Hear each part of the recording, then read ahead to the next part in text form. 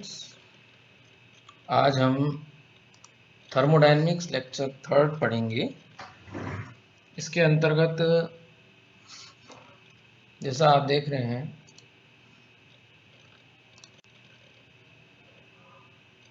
Probability, thermodynamical probability पढ़ेंगे। लेकिन micro states और मैक्रो स्टेट्स क्या होते हैं, इनका प्रायिकता, गणितीय प्रायिकता क्या है और ऊष्मागतिक प्रायिकता क्या है, इस पर विचार करके और इसको कुछ और समझने का प्रयास करेंगे। देखिए, सूक्ष्म अवस्था और स्थूल अवस्था के बारे में हमने पूर्व में समझा है। कला आकाश क्या होता है ये भी हमने समझा है। स्थिति और संवेग कला आकाश में कोष्ठी सबसे सरलतम 2D में माने तो इसमें dx और dp कोष्ठिकाएं, इनकी कल्पना कर सकते हैं हम।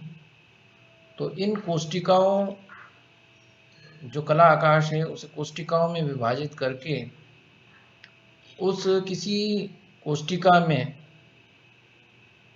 जो अणु हैं वो उनको बताया जाता है निरूपक बिंदुओं से, रिप्रेजेंटेटिव पॉइंट्स से।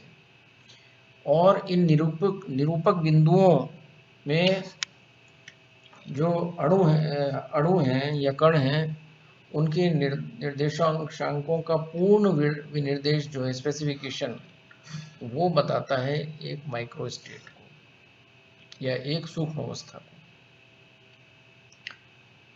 यानी ये जो विनिर्देश है या स्पेसिफिकेशन है, वो ये बताता है कि किस फलानी कोष्ठिका के अंदर प्रत्येक अणु की स्थिति क्या है और उसका संवेग क्या है। यह जो विस्तृत निर्देश है, ये किस लिए आवश्यक है? इसमें विस्तृत निर्देश की आवश्यकता नहीं है, केवल एक एवरेज वैल्यूज की बात होती है। जैसा कि हमने पूर्व में भी समझा था कि जैसे गैस का दाब है, उसके कैलकुलेशन के लिए यह कतई आवश्यक नहीं है कि उसमें ये बताया जाए कि कौन सा अणु कौन से कोष्ठिका में है। उसमें केवल ये बताना ही काफ़ी है कि किसी अमुक कोष्ठिका में कितने अणु हैं। तो प्रेक्षणीय गुण जो हैं वो इस बात पर निर्भर करते हैं कि कला आकाश की प्रत्येक कोष्ठिका में कितने कला बिंदु हैं, न कि प्रत्येक अणु के बारे में विवरण या कौन कौन से अणु उसमें हैं। अब एक उदाहरण से हम समझते हैं कि कला निर्देशाकाश की विभिन्न कोष्ठिकाओं में कला बिंदुओं का विवरण।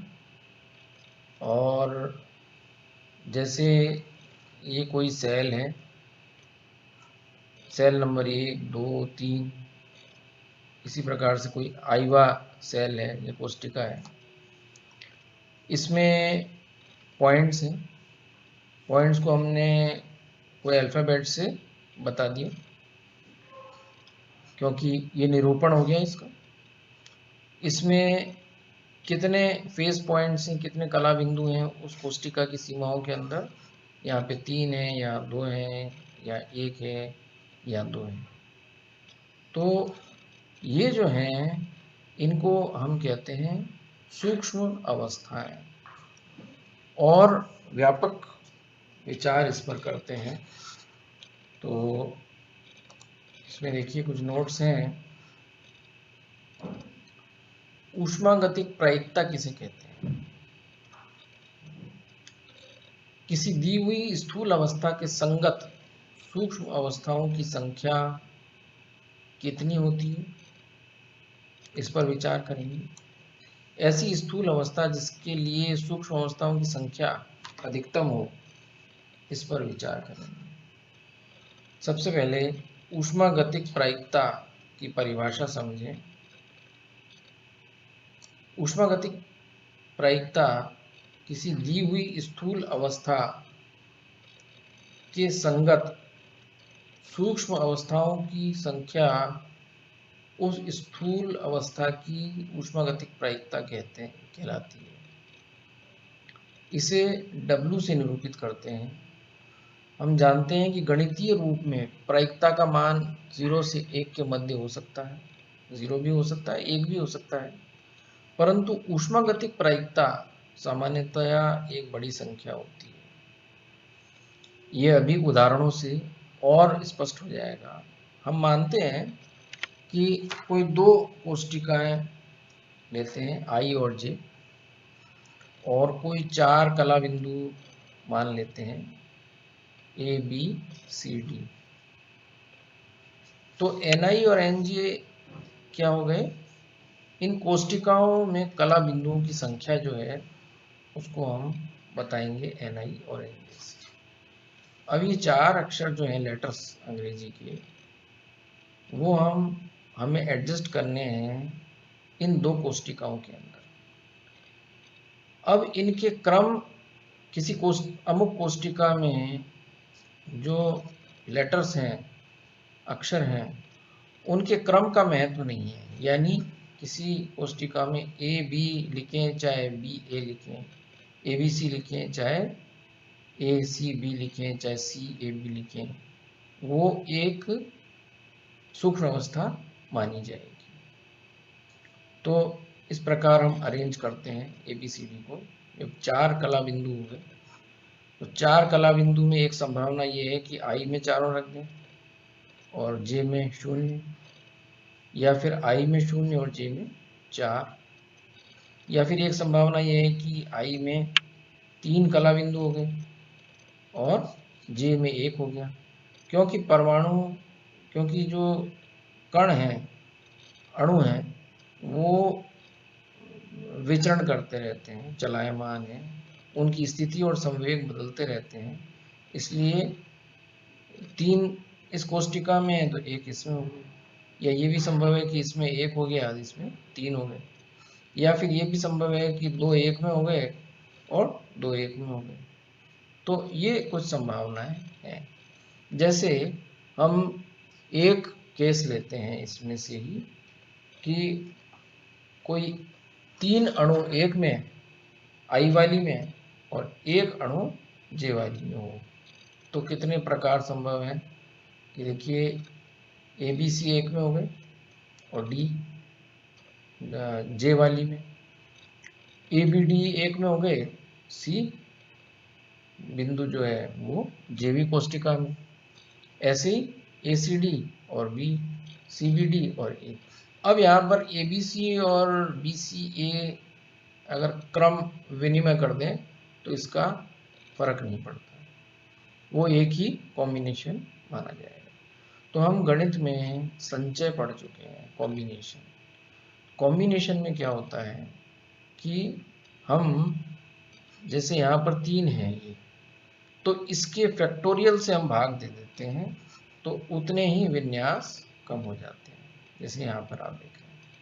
और सूत्र है इसका NCR = फैक्टोरियल N और factorial R × factorial N - R। तो यदि इसको समझें इस केस में तो हम देखेंगे कि कुल संख्या किसी IV कोष्टिका में संख्या, और ये इस प्रकार से हो जाएगी जो बाकी बची JV कोष्टिका में संख्या। तो इस प्रकार से जो हमारे पास संभावनाएं हैं 4 कला बिंदुओं की, वो इस प्रकार हो गई कि 4 एक में है, J वाली में 0, या I वाली में 0, J वाली में 4, दोनों की ही जो ऊष्मागतिक प्रायिकता है वो बराबर होगी 1 की। कैसे? फैक्टोरियल 4 और factorial 0 and divided by factorial 4। ठीक है। अब दूसरी संभावना ये है कि IV कोष्टिका में 3 कला बिंदु और JV में 1, तो इसका संचय निकालें या ऊष्मागतिक प्रायिकता फिजिक्स की लैंग्वेज में निकालें तो factorial 4 bye factorial 1 into factorial 3 divided by factorial 3। तो ये आप देख रहे हैं 4 आता है। तो इसके उलट इसमें आई वाली में 1 और जे में 3 हो तब भी यही आएगा। और फिर अंत में एक केस ये हो गया कि इसमें भी 2 है, इसमें भी 2 है, तो इसलिए 4C2 हो गया। तो फैक्टोरियल 4 और फैक्टोरियल 2 डिवाइडेड बाय फैक्टोरियल 2, तो ये आता है 6। तो यहाँ पे हम देख रहे हैं कि ये अधिकतम आता है 6। और इसको एलेबोरेट कर लें तो हम देखते हैं, देखिए कि 40 क्या संभावनाएं हैं। जैसे पूर्व में बताया ABCD और इसमें कुछ नहीं, 04 इसमें कुछ नहीं और इसमें ABCD, 3 1 में, 3 इसमें, 1 इसमें, तो इसकी 4 संभावनाएं होगी, आप देख रहे हैं। और 1 3 में इसमें 1 1 हो गए अणु और इसमें 3 3 हो गए, तो 4 विन्यास इसके हो गए, 4 विन्यास इसके हो गए। अब इसमें भी 2 हो, इसमें भी 2 हो, उसके कितने विन्यास हो गए? देखिए AB और CD इसमें हो जाएगा, ऐसे CD और AB इनको उलट दिया, AC और BD, ऐसी BD और AC, फिर बचा AD और BC, फिर इनको उलट दिया BC और AD। इस प्रकार से 6 विन्यास इसके बनते हैं, 6 संचय, या कहें ऊष्मागतिक प्रायिकता 6 हो गई इसकी।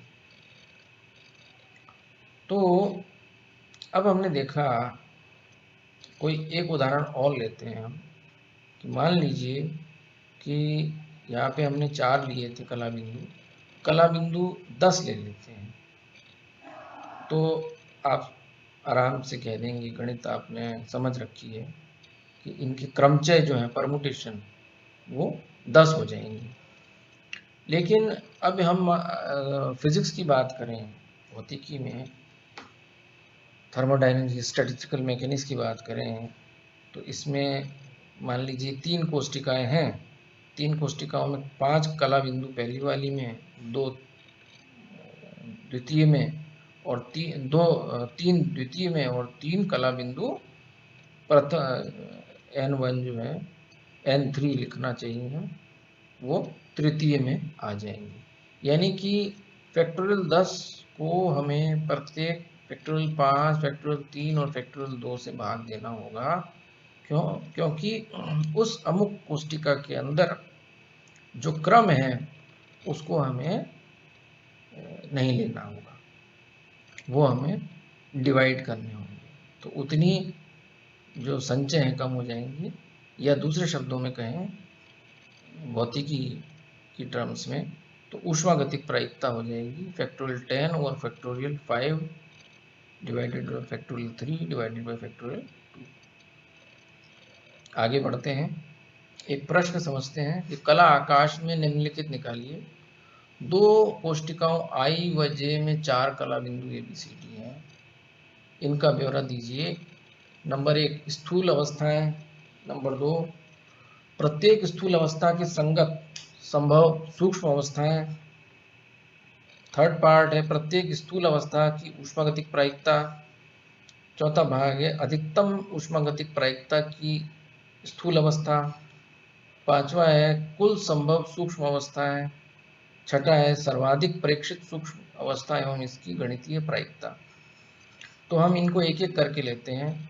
तो अभी तक आप समझ गए होंगे कि स्थूल अवस्थाएं क्या होती हैं। देखिए, संभव स्थूल अवस्थाएं, अभी तक हमने देखा कि क्योंकि कला बिंदु 4 है तो 4031221304, तो इसका उत्तर ये हो गया। फिर प्रत्येक स्थूल अवस्था के संगत संभव सूक्ष्म अवस्थाएं, इसके लिए बहुत आसान है, हम एक सरल रूप में इसको समझते हैं। ये अभी तक हमें समझ में आ ही गया है कि ये 5 होंगी, 4031221304। तो आप तुरंत ही इसका ऊष्मागतिक प्रायिकता निकाल देंगे। इसको लिखने के लिए मैंने यूँ समझा है कि W40 factorial 4 divided by factorial 4 divided by factorial 0। आप जानते हैं फैक्टोरियल 0 1 होता है, तो इसको सॉल्व करेंगे तो 1 आता है। ऐसे 3 1 को करें, factorial 4 over factorial 3 divided by factorial 1 4 आएगा। फिर 2 2 में W22 जो है ऊष्मागतिक प्रायिकता वो हो जाती है factorial 4 divided by factorial 2 divided by factorial 2, क्योंकि प्रत्येक कोष्टिका में दो दो कला बिंदु हैं। इसी प्रकार 04 तो 013 भी 31 के बराबर होगी, यहाँ देख रहे हैं आप, और 0440 के बराबर होगी, वो 1 है। तो अगर इनका योग करें हम तो यह आता है। अब जो आप थर्ड क्वेश्चन देख रहे हैं, प्रत्येक स्थूल अवस्था की ऊष्मागतिक प्रायिकता वो हमने निकाल ली, और अधिकतम ऊष्मागतिक प्रायिकता की स्थूल अवस्था, ये तो प्रत्येक की होगी, और इसमें इस सेट में जो ये 6 है ये सबसे ज़्यादा है। तो हम कहेंगे कि इन ऊष्मागतिक प्रायिकताओं में जो अधिकतम है वो स्थूल अवस्था 2 के संगत है। ये सबसे महत्वपूर्ण बात है, क्योंकि आगे भी हमें कंसेप्ट को समझने में ये मददगार होगी। अब कुल सूक्ष्म अवस्थाएं कितनी है, इनका योग कर लें। 1 + 4 + 6 + 4 + 1 16 हो गई, तो 16 जो है कुल सूक्ष्म अवस्थाएं हो गई। अब जो अंतिम प्रश्न है, सर्वाधिक परीक्षित सूक्ष्म अवस्था एवं इसकी गणित, इसकी प्रायिकता। तो हमने ये देखा था कि जो ऊष्मागतिक प्रायिकता है वो एक अलग चीज़ है और गणितीय प्रायिकता एक अलग चीज़ है। गणितीय प्रायिकता निकालने के लिए हम जो ऊष्मागतिक प्रायिकता है उसको कुल संभव सूक्ष्म अवस्थाओं की संख्या से भाग देते हैं। तो आप देखेंगे कि 40 और 04 के लिए 1/16, 31 और 13 के लिए 1/4, और 22 स्टेट के लिए 3/8 आती है। और यदि हम देखें तो कोई मुश्किल नहीं है बताना कि 38 इज मैक्सिमम, यानी कि जो ऊष्मागतिक प्रायिकता है, जो स्थूल अवस्थाएं हैं 2 के संगत, वो उसकी ऊष्मागतिक प्रायिकता सर्वाधिक है। तो इस आधार पर हम मैक्सवेल बोल्ट्जमैन सांख्यिकी जो है उसका निगमन करेंगे अगले लेक्चर में। तब तक आप पुस्तक से इन तथ्यों को देखें और नोट्स भी जो हैं आपको शेयर किए जा रहे हैं। धन्यवाद।